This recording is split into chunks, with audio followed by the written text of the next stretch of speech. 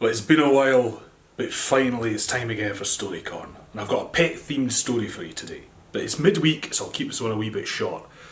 I know it should be fairly obvious to everybody I'm a dog person.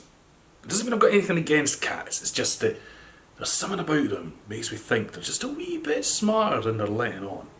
Scotland has plenty of folk stories surrounding cats. There's even a creature called the cat she, or fairy cat. And I told a story recently about this heartless ritual that involved roasting a poor cat alive on a spit. Don't worry, this story is much more enjoyable. But I think it sums up my opinion of cats fairly well. So, there was one night, a woman was sitting at home, stroking her old house cat, wondering where her husband had got to. He was a local grave digger, and it wasn't like him to be even a minute late. After all, nobody likes digging graves in the dark. But suddenly, he bursts in the front door, gasping for breath like he'd sprinted all the way home.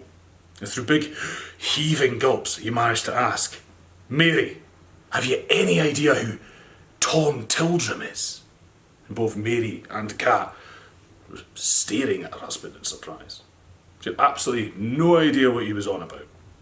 But he told her he'd just been finishing up his shift at the graveyard, getting everything neat and tidy, and he saw the strangest sight.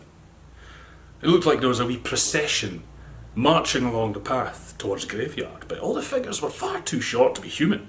There was this weird faint glow coming off them. As they got closer, you could see they weren't human. It was a procession of cats, 8 of them, jet black apart from white patches on their chests and eyes that had a supernatural green glow. They were all walking on their hind legs. That wasn't even the strangest part. The cats were carrying a tiny wooden coffin on their shoulders. As the gravedigger was relaying his story to Mary, the couple's house cat was looking more and more interested in the story. Mary could have sworn he was getting heavier as well.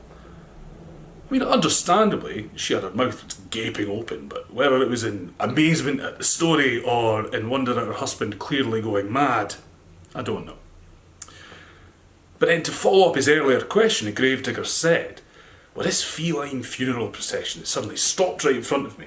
One of the cats turned, those glowing eyes looked right into mine, and he said, 'Clearly, tell Tom Tildrum that Tim Tildrum's dead.' I have no idea what that means." Suddenly, the old cat, he jumped off Mary's lap. He stood on his back legs, he was at least twice as large as normal, and said, "Old Tim's dead? That makes me king of the cats." With that cry, the new king disappeared up the chimney, never to be seen again. Now, as much as Molly gets treated like a princess, I'm pretty sure she's just a standard Labrador. But if you've got a cat at home, take a good look at them and ask yourself, are you completely sure that's not the next king or queen of the cats? Something to think about. Slash it.